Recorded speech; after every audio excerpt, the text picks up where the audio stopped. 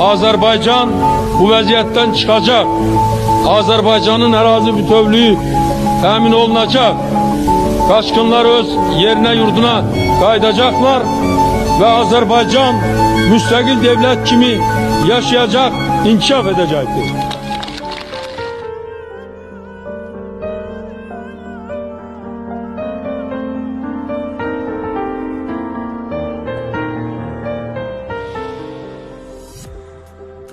İndi bedenim torpaqdır, ruhum nur. Vətənə sevgi duyan məni də duyur.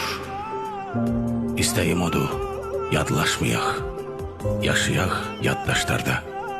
İstərəm yaşlanaq, yaşlandıqca hər ömür. Bu yolda şəhid olanın dönməli inşallah. Çünkü insan öləndə unudulmur, unutulanda ölür. Söz veririk, yaşadıkça biz, yaşayacaq hər bir şəhidimiz.